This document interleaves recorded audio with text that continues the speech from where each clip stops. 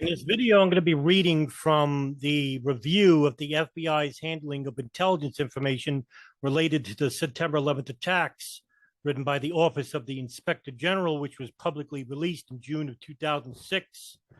It is from Chapter 5, Two September 11 Hijackers, Khalid al-Mihdhar and Nawaf al-Hazmi.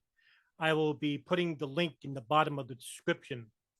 I'll be reading from Chapter 5, Part 3 of the report, in which they specify the chronology of Khalid al-Mihdhar and Nawaf al-Hazmi and the backgrounds of the two men who were involved with the September 11th, 2001 terrorist attacks. There are 8 data points to read from. In this section of the report, it will discuss in detail the 8 junctures before September 11, 2001, during which the FBI had an opportunity to obtain or develop information about al-Mihdhar and al-Hazmi, but did not. And the report also describes in chronological order the sequence of events regarding these 8 opportunities, including the information that the FBI obtained or could have obtained about both men. Many of the witnesses told the Office of Inspector General, or the OIG, that they did not have specific recollection of the events and conversations relating to Nawaf al-Hazmi and Khalid al-Mihdhar on the matter. And in addition, the report found few notes and documents relating to the events and conversations. The following is the best reconstruction of the events based on the participants' recollections and the existing documentary evidence. And I will read you the data points of the report in Chapter 5, Part 3. And this is coming straight from the report. In addition, the CIA learned in March of 2000 that Nawaf al-Hazmi had boarded a United Airlines flight in Bangkok, Thailand, bound for Los Angeles, California on January 15th of 2000. We also reviewed whether the FBI was informed of this information and concluded that it did not learn about this information until August of 2001. And that's basically because the CIA intentionally withheld this information from the FBI, and that's according to FBI whistleblower Mark Rossini and Doug Miller, who read the cable concerning about the two men entering the United States with a U.S. visa. The CIA was supposed to put both men on a terrorist watch list and did not, even though the information about both men in which the CIA had, that they were concerned about them being in a terrorist group in which they were, the CIA knew both men were involved with al-Qaeda, and still both men were not put on the watch list. Data point 1, background. In late 1999, the intelligence community developed significant intelligence information regarding Nawaf al-Hazmi and Khalid al-Mihdhar. At the time, the intelligence community was on high alert because of concerns involving possible terrorist activity planned in conjunction with the coming of the new millennium. In addition to concerns about attacks at New Year's Eve celebrations, the intelligence community was concerned that a terrorist attack was planned for January 3rd of 2000, which in the Islamic calendar is considered a night of destiny. There were additional concerns about potential terrorist attacks colluding with the end of Ramadan around January 6th, 2000. Several of these planned attacks were uncovered in December of 1999 by Jordanian intelligence. For example, on December 1st, 1999 in Jordan, a plot to disrupt New Year's activities with explosives designed to kill thousands of revelers, including U.S. citizens, was uncovered and thwarted with the arrest of 16 people. On December 14, 1999, Ahmed Rassam was stopped at the United States-Canadian border in Washington state as he attempted to enter the United States in a vehicle loaded with explosives. It was determined later that he intended to detonate the explosives at Los Angeles International Airport. To be prepared for possible terrorist activity at the end of 1999, the FBI activated its Strategic Information Operations Center, or the SIOC. The SIOC is located in a secure area within FBI headquarters and contains several meeting rooms, conferencing equipment, communications equipment, computers, and other operational equipment. It allows the FBI to manage major investigations or other significant operations 24 hours a day, 7 days a week. During the Millennium period, the FBI operated its International Terrorism Operations Section from within the SIOC. In addition, the FBI detailed field supervisors with counterterrorism experience and other counterterrorism personnel to the SIOC for around-the-clock monitoring and response to possible terrorist activities. At the CIA, additional personnel were called in to work at the CTC, the Counterterrorism Center, and planned leave was canceled. In addition, personnel from the CIA and other intelligence community agencies were detailed to work in the FBI's SIOC, just like the FBI was tasked to the CIA's virtual station, the Bin Laden Issue Station, codenamed Malik Station. During this period, personnel in the FBI's SIOC prepared 2 daily briefings for the FBI director and his executive staff, one at 7:30 a.m. and the other at 4:30 p.m. The daily briefings contained summaries of significant terrorism investigations and the latest intelligence related to counterterrorism. Accompanying the briefings were daily threat updates prepared each afternoon for the director and his executive staff.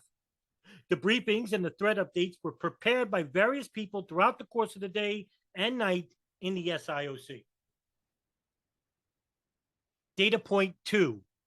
NSA provides intelligence regarding planned travel by al-Qaeda operatives to Malaysia. In the midst of the Millennium period, concerns in late 1999, the NSA analyzed communications associated with a suspected terrorist facility in the Middle East linked to al-Qaeda activities directly against U.S. interests.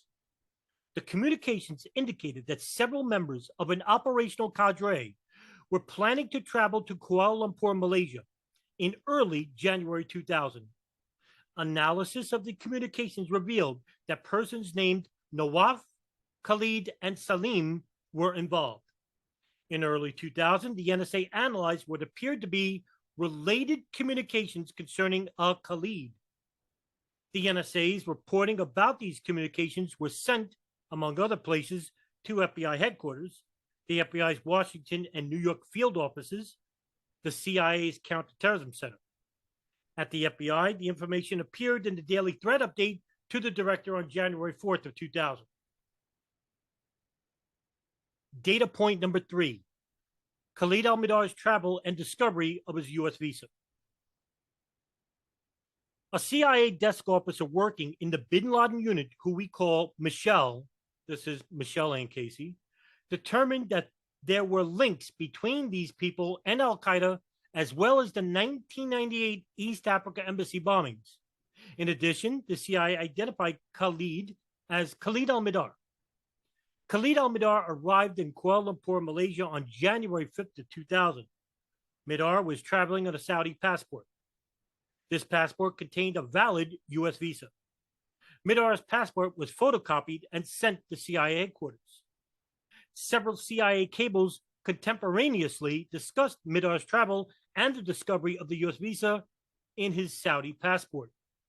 CIA records show that a CIA employee, who we call James, and who was detailed to FBI headquarters during the Millennium period, accessed one of these cables approximately 2 hours after it was disseminated in the morning, and he accessed another of the cables about 8 hours after it was disseminated on the next morning. James discussed some information about Khalid al-Mihdhar with 2 FBI headquarters employees on the evening of January 5th, which they detail in section 7 of the report below. Data point number 4. Central Intelligence Report is drafted to pass Khalid al-Mihdhar's visa information to the FBI. Dwight, the special agent detailed to the CIA's Bin Laden unit, from the FBI's Washington field office also read the cables discussing Khalid al-Mihdhar's U.S. visa within hours of each cable being disseminated.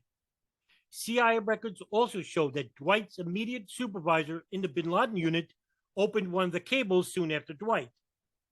Dwight opened one of the cables, which reported that Mihdhar's visa application had been verified and that he had listed New York as the intended destination. Around 9:30 a.m. on the same morning, Dwight began drafting in the CIA's computer system and a Central Intelligence report addressed to the Osama bin Laden unit chief at FBI headquarters and a special agent in the UBL unit at FBI headquarters who we call Bob. Dwight's CIR, Central Intelligence Report, also addressed to the FBI's New York field office. The CIR first described the NSA information that had been received about Khalid al-Mihdhar, including the planned travel to Kuala Lumpur, Malaysia, in early January. The CIR also discussed the potential links between the suspected terrorist facility in the Middle East and the 1998 East Africa embassy bombings. The CIR stated that photographs of Khalid al-Mihdhar had been obtained and would be sent to the FBI under separate cover. The CIR detailed Mihdhar's passport and visa information, including that Mihdhar had listed on his visa application his intended destination as New York and that he planned to stay 3 months. Dwight also wrote that the Counterterrorism Center was requesting feedback on any intelligence uncovered in the FBI's investigation resulting from the information in the CIR. Michelle Ann Casey, the bin Laden unit desk officer, who originally had taken notice of the information about Khalid al-Mihdhar and his connections to al-Qaeda, accessed Dwight's CIR draft less than an hour after Dwight drafted it at approximately 9:30 a.m. Around 4 p.m. on the same day, Michelle Ann Casey added a note to the CIR in the CIA's computer system, quote, "Please hold off on CIR for now per the CIA's deputy chief of bin Laden unit." Dwight is Doug Miller. The CIA deputy chief of the bin Laden unit is Tom Wilshire. CIA records show that the same morning, the CIA deputy chief of bin Laden unit, Tom Wilshire, also had read the cable indicating that Mihdhar's visa was valid and that the New York had been listed as his intended destination. Around 6:30 p.m. on the same day, John again accessed this cable and then another cable, the same two CIA cables about Nawaf al-Hazmi and Khalid al-Mihdhar in the CIA's computer system that Doug Miller had used in drafting the CIR. CIA records do not indicate that John accessed Dwight's draft CIR. CIA records show that the CIA employee detailed to the FBI headquarters, who we call James, and who discussed the al-Mihdhar information with two FBI headquarters employees, also accessed the draft CIR on the day it was drafted. In addition, two other FBI detailees accessed the draft CIR. Eric, the other deputy chief of Balak Station, accessed it 2 hours after Dwight began writing it, and Malcolm, the New York field office detailee to the bin Laden unit, accessed it 2 days later. Malcolm would be Mark Rossini. CIA records show that as of 8 days later, the CIR had not been disseminated to the FBI. In an email to John in mid-January, Dwight had attached the draft CIR and wrote, "Is this a no-go or should I remake it in some other way?" The CIA was unable to locate any response to this email. By mid-February, the CIR had not been sent to the FBI and was still in draft form in the CIA's computer system. CIA records show that Dwight emailed a CIA contractor who handled computer matters and asked him to delete several draft cables in the computer system unrelated to this matter, but to save the draft CIR concerning Mihdhar. The contractor accessed the draft cable in the system the next day. When we interviewed all of the individuals involved with the CIR, they asserted that they recalled nothing about it. Dwight told the Office of the Inspector General, or the OIG, that he did not recall being aware of the information about Mihdhar and did not recall drafting the CIR and did not recall whether he drafted the CIR on his own initiative or at the direction of his supervisor, and did not recall any discussions about the reasons for delaying completion and dissemination of the CIR. Malcolm said he did not recall reviewing any of the cable traffic or any information regarding Hazmi and al-Mihdhar. Eric told the Office of Inspector General that he did not recall the CIR. The CIA employees also stated that they did not recall the CIR. Although James, the CIA employee detailed to FBI headquarters, declined to be interviewed by us, he told the CIA OIG that he did not recall the CIR. James would be Clark Shannon. John, the deputy chief of the Bin Laden unit, and Michelle, the desk officer who was following this issue, also stated that they did not recall the CIR, any discussions about putting it on hold, or why it was not sent. Data point number 5, Khalid al-Mihdhar in Dubai. On the same day that Dwight was drafting the CIR, the CIA reported in an internal cable additional information about Mihdhar. The cable stated that it appeared that despite his multiple entry visa, Mihdhar had not yet traveled to the United States. The cable then stated that it was up to the Counterterrorism Center as to whether anyone should inquire with the Immigration of Naturalization Services, or the INS, to verify whether Mihdhar had traveled to the United States. The cable also reported additional information about Mihdhar while he was in Dubai. CIA records reveal that this cable also was read by FBI detailee Dwight. However, Dwight did not include in the draft CIR the additional information about the lack of any indication that Mihdhar had traveled to the United States or the additional information about Mihdhar in Dubai. Data point number 6. CIA cable stating that Khalid al-Mihdhar's visa and passport information had been passed to FBI.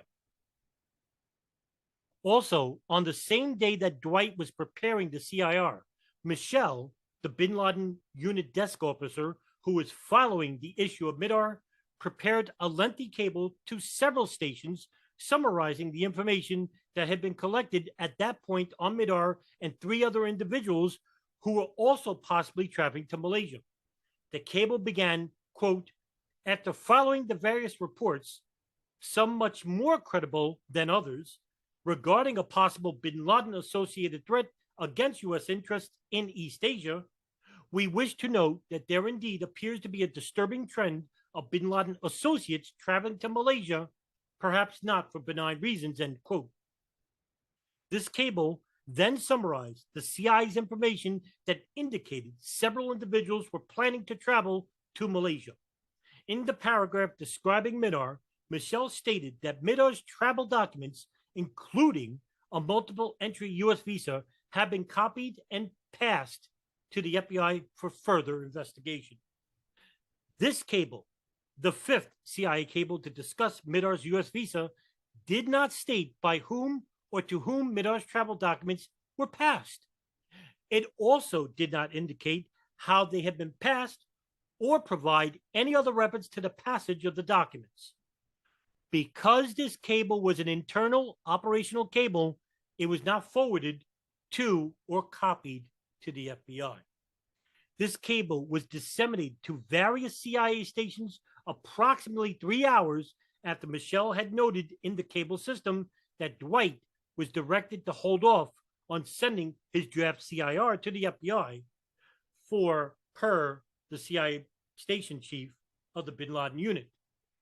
When we interviewed Michelle, she stated that she had no recollection of who told her that Mihdhar's travel documents had been passed to the FBI or how they had been passed. She said she would not have been the person responsible for passing the documents. According to Michelle, the language in the cable stating the documents have been passed suggested to her that someone else told her that they had already been passed, but she did not know who it was. However, I do know who it was, and it was Alfreda M. Bukowski, in which she gave closed-door testimony to the 9/11 Commission report and stated that she personally walked over that information to FBI headquarters. However, there is no record of her entering the building at all. The CIA deputy chief of the bin Laden unit also said he had no recollection of this cable and he did not know whether the information had been passed to the FBI. Neither we nor the CIA OIG was able to locate any other witness who said they remembered anything about Mihdhar's travel documents being passed to the FBI, or any other documents that corroborated the statement that the documents were in fact passed to the FBI. Data point number 7, the Malaysia meetings and surveillance of Khalid al-Mihdhar. After he arrived in Malaysia, Mihdhar was followed and photographed in various locations, meetings, and with several other different people. These events are referred to as the Malaysia meetings.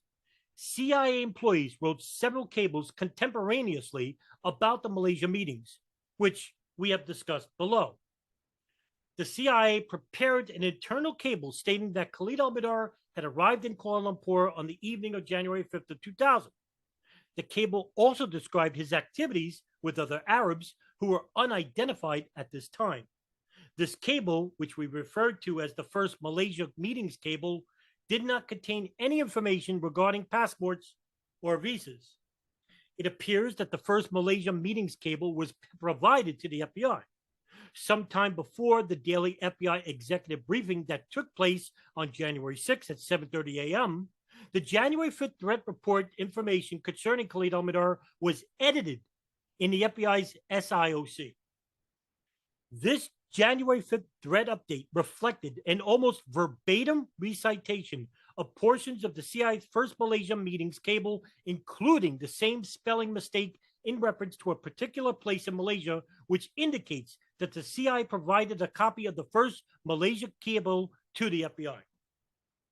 However, we were not able to determine who in the FBI received this information from the CIA, or who edited the January 5th threat update. No one we interviewed at the FBI said they recalled handling information related to Khalid al-Mihdhar or the January 5th threat update. The threat update contained no reference to Mihdhar's passport information or his U.S. multi-entry visitor's visa. The January 5th threat report also was made part of the January 6th, 7:30 a.m. executive briefing document. This briefing did not contain any additional information about Mihdhar. The January 5th threat update was the only official document from this period located by the FBI that referenced the Malaysia meetings that were discussed in the first CIA Malaysia meetings cable. As noted before, computer records show that James, the CTC employee detailed to the FBI's SIOC, read the cables and the draft CIR indicating that Mihdhar had a U.S. visa. Contemporaneous emails show that James discussed the Malaysia meetings with 2 FBI headquarters employees at the SIOC in the early morning hours of January 6th. Below, we detailed the cables and the evidence about the discussions that took place between the CIA and FBI personnel in the SIOC about the Malaysia meetings. Contemporaneous email messages among CIA employees showed that during the night of January 5th, James briefed the FBI special agent in charge, who we call Bob, about Mihdhar's travel. At the same time, Bob was a special agent in the UBL unit in FBI headquarters.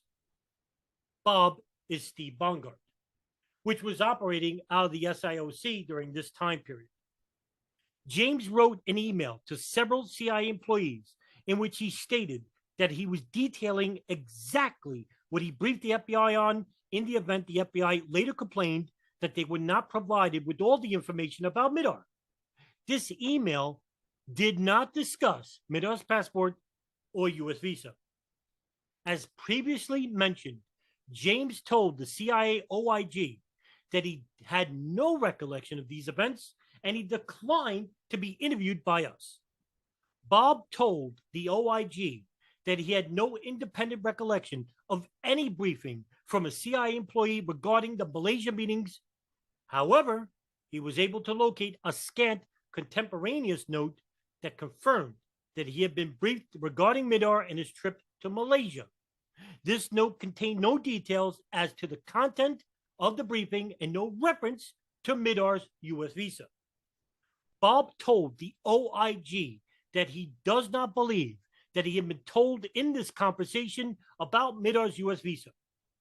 Bob stated to us that the presence of the U.S. visa in Mihdhar's passport would have been extremely important and would have triggered a more significant response than his minimal notes. Bob also told the OIG that he did not know he did not know why James chose to brief him about Mihdhar. Bob said that he was not a designated point of contact for the CIA while the SIOC was activated, although he also said that he did not know whether there was a designated point of contact in the SIOC at all. Bob said that he knew James because James had previously been detailed from the CTC to FBI headquarters and had worked in ITOS with Bob. The day after the CIA employee discussed the Malaysia meetings with the two FBI SIOC employees, the CIA sent another internal cable providing new information about the activities of Khalid al-Mihdhar.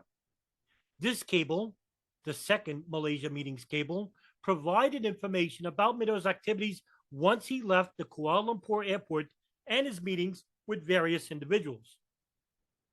Shortly after 7:30 a.m. on January 6th, James briefed another FBI special agent in charge who we called Ted, who was detailed to the SIOC from an FBI field office about information contained in the second Malaysia meetings cable.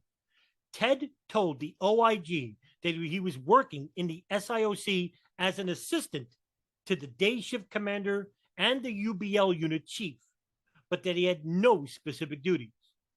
Because Bob had left FBI headquarters on a trip to New York by this time, James briefed Ted to ensure that someone at FBI headquarters had the latest information on Mihdhar.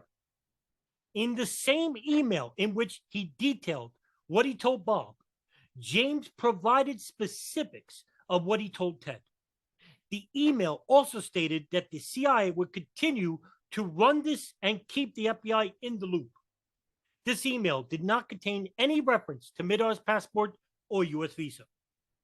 Based on this briefing by James, Ted prepared an update for the January 6th afternoon FBI executive briefing. Ted emailed the update to the ITOS Assistant Section Chief at 8:40 a.m.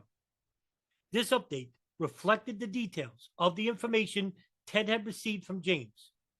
It did not contain any reference to Mihdhar's passport or U.S. visa.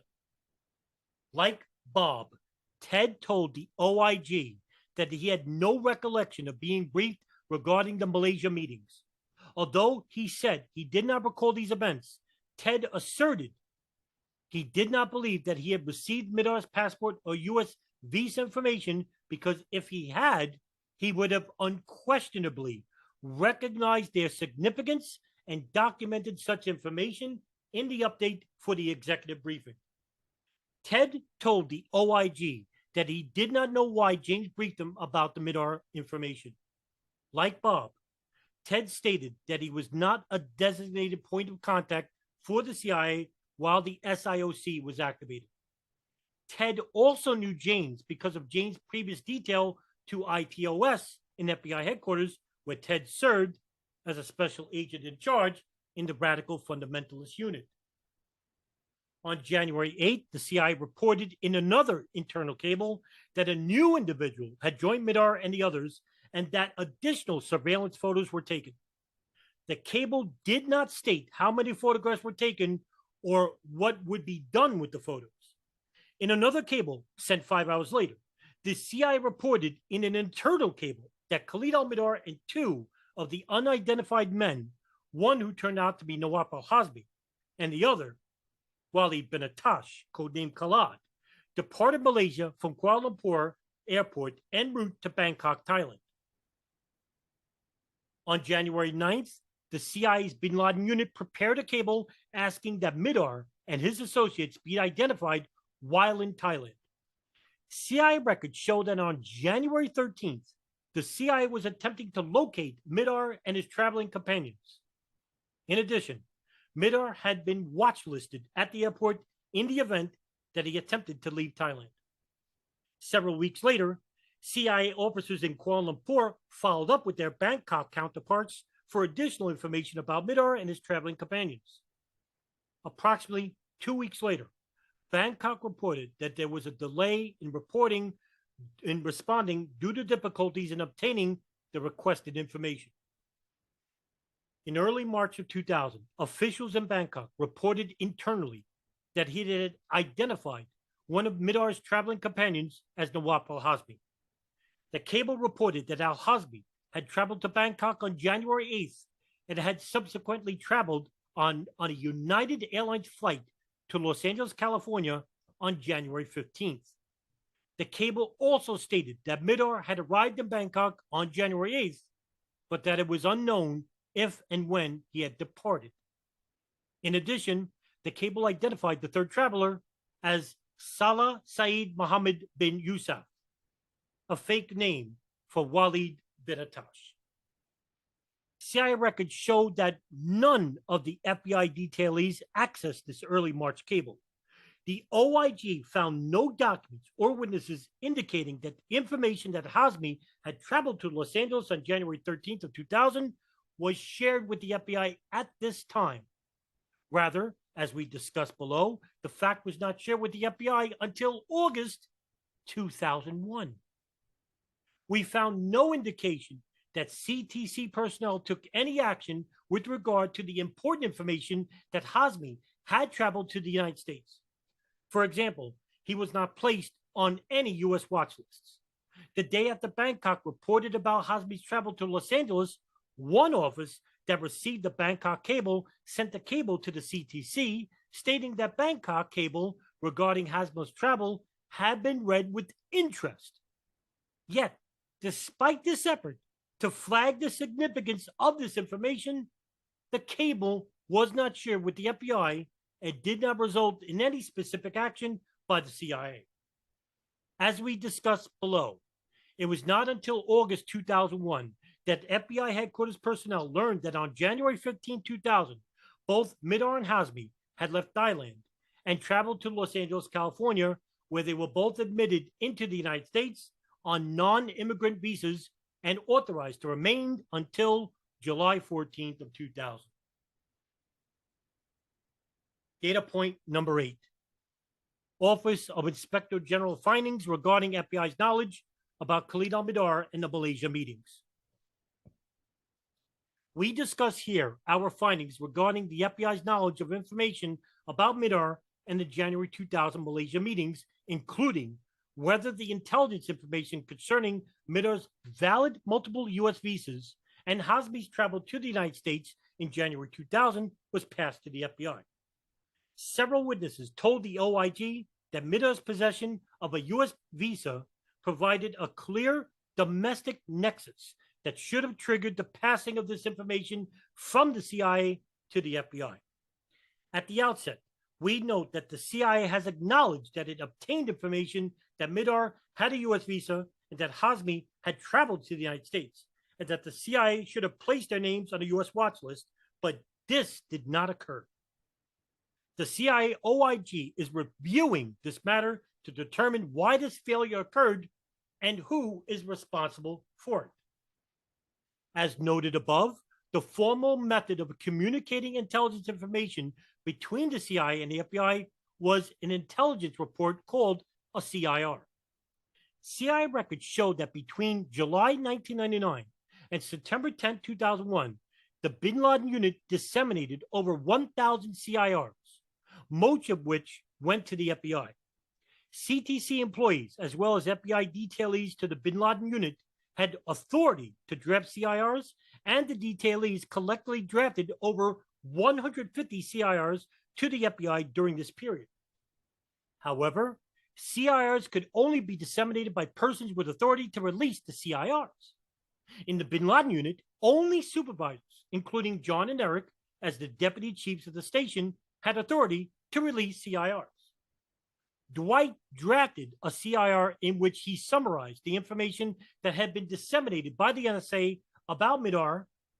He also provided detailed information about Mihdhar's passport, visa, and visa application, indicating that New York had been his intended destination. According to CIA records, this CIR never was disseminated by the FBI to the FBI. A desk officer's note on the draft CIR indicated that the deputy chief of the bin Laden unit, John, had instructed the draft CIR to be put on hold, and Dwight contacted him through an email about the disposition of the CIR a week later. Despite this email, the evidence clearly shows that the CIR never was disseminated to the FBI.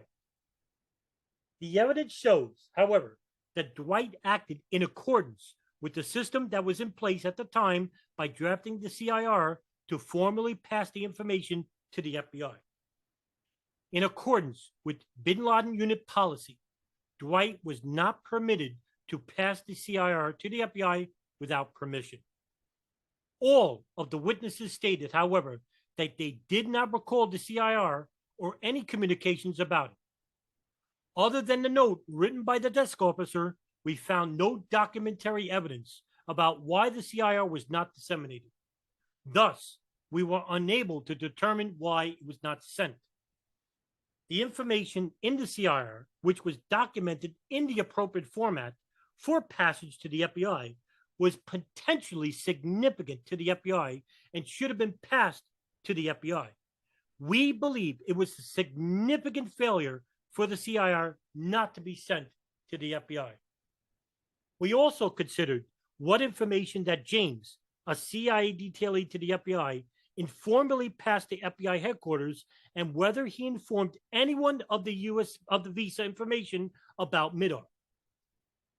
Based on the contemporaneous emails in which James documented in detail what he told FBI Special Agent in Charge Bob and Ted, we concluded that he reported to the FBI the information regarding Mihdhar's transit through Dubai, his arrival in Kuala Lumpur, his activities after his arrival, and his meeting with other suspected al-Qaeda operatives. It is far less clear, however, whether he provided Mihdhar's passport and U.S. visa information to the FBI. We do not believe that James briefed either Bob or Ted on Mihdhar's passport or U.S. visa information. First, nothing in Bob's contemporaneous notes on Ted's email or briefing update referred to Mihdhar's passport or visa information. Bob and Ted also stated forcefully and credibly to us that they would have recognized the significance of a U.S. visa in the hands of a suspected al-Qaeda operative, and at a minimum would have included such information in their notes or their reports. Moreover, James wrote a detailed email to document the contents of his conversations with Bob and Ted. Since the stated purpose of James' email was to prevent the FBI from later claiming he had failed to brief them on some important details, he had every incentive to include all relevant details in that email, in which he did not.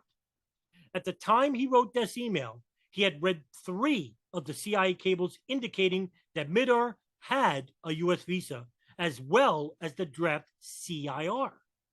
Yet James' email contained no mention of Mihdhar's passport or visa. We found only one piece of evidence suggesting that the FBI was made aware in January 2000 of Mihdhar's U.S. visa. The early January cable by the desk officer, who we called Michelle, which stated that Mihdhar's travel documents, including a multiple entry U.S. visa, have been copied and passed to the FBI for further investigation. We could not, however, find any evidence to corroborate that this information had actually been passed to the FBI. This cable did not state by whom or to whom the documents were passed or make any other reference to the passage of the documents. The cable was an internal cable, which means it would not have been forwarded to or accessible to the FBI. In addition, Michelle, the CIA desk officer who wrote the cable, had no recollection of who told her that the documents had been passed or how they had been passed. She said that she would not have been responsible for passing the information, but instead would have been told that someone else had passed on the documents. We were unable to locate any witness who said they remembered anything about the documents being passed to the FBI, as Michelle's cable asserted. Even if the cable was accurate and she had been told by someone that the documents had been passed to the FBI, there is still no evidence that such information was correct. The CIA and FBI witnesses we interviewed described this period as very hectic and said they were flooded with information. Several witnesses suggested that these hectic circumstances could have created an environment where unintentional misunderstandings might have occurred about whether information was actually passed to other intelligence community agencies. We also searched ACS for any FBI record of the travel documents having been provided to the FBI, since this cable indicated that a physical copy of the documents, not merely information about the documents, was passed. We found no reference to the documents. Aside from this cable, we found no other evidence that the information or documents about Mihdhar's passport or visa information was in fact provided to the FBI during this time period. As discussed above, 5 FBI employees were detailed to the CTC to work on bin Laden matters during 2000 and 2001, and all had access at their desks to CIA internal cable traffic. 4 of those employees, the supervisor, who we call Eric, the IOS, who we call Mary, and the agents, who we call Dwight and Malcolm, were at the bin Laden unit in January 2000 when the Malaysia meetings occurred. We considered how each handled the intelligence information concerning Mihdhar during this period. After reading 2 of the cables indicating that Mihdhar had a U.S. visa, Dwight prepared a draft CIR to officially notify the FBI about this information, since the U.S. visa prevented a nexus between Mihdhar and the United States. But the CIR was not provided to the FBI. However, we also examined whether any of the detailees took any other action to notify FBI headquarters, or in Malcolm's case, the New York field office, about the information concerning Mihdhar. The evidence shows that each FBI detailee reviewed some of the cables about Mihdhar's U.S. visa. Dwight accessed several of the cables that indicated Mihdhar had a U.S. visa, such as the cable stating that Mihdhar had transited through Dubai and had a U.S. visa, the cable stating that Mihdhar's visa application listed New York as his intended destination in May of 1999, and the cable stating that based on a review of Mihdhar's visa, it did not appear that he actually traveled to the United States. Malcolm also accessed the cable stating that Mihdhar's visa application listed New York as his intended destination in May of 1999, and that the cable stating that it did not appear that Mihdhar had actually traveled to the United States. Malcolm also accessed the 2 cables stating that Mihdhar had arrived in Kuala Lumpur and that surveillance photos showed him the meeting with others in Malaysia. Malcolm also accessed Dwight's draft CIR indicating passage of the visa information to the FBI, including the New York field office. In sum, the evidence shows that in January and March of 2000, the CIA uncovered important intelligence information about Mihdhar and Hazmi. 1, they were al-Qaeda operatives who had traveled to Malaysia, where they were photographed meetings with other suspected al-Qaeda operatives. 2, they traveled to Bangkok with a 3rd person. 3, Mihdhar had a valid multiple U.S. visa. 4, Nawaf al-Hazmi had traveled to Los Angeles in January 2000. Yet, we found that the CIA did not share significant pieces of information with the FBI, that Mihdhar had a U.S. visa, and that Hazmi had traveled to Los Angeles. An FBI detailee at the CIA drafted the CIR to share this information with the FBI, but that information was not released by the CIA to the FBI. We were unable to determine why this did not occur. No one we interviewed said they remembered the CIR or why it was not sent to the FBI. We consider it as a significant failure for the CIR not to be sent to the FBI. In addition, The evidence shows that the limited information that was provided to FBI headquarters that Mihdhar traveled to Malaysia and met with other suspected Al Qaeda operatives was never documented by the FBI in any system that was retrievable or searchable, thus limiting the usefulness of the information that was shared. The FBI's only official record of having received this information was in the hard copies of the January 5th threat update, which was attached to the January 6th executive briefing and Ted's email summarizing information from his discussion with the CIA employee. We discussed this and other systematic problems in our additional analysis in the sections below. And that is all regarding Chapter 5, Part 3, regarding the Khalid al-Mihdhar and Nawaf al-Hazmi report pre-9/11 and their entry into the United States. And as we can learn from this Office of Inspector General report by the FBI, the CIA Counterterrorism Center had pertinent information which was not shared to the FBI, and that certain personnel even lied about it. The question is, why did they lie in the first place?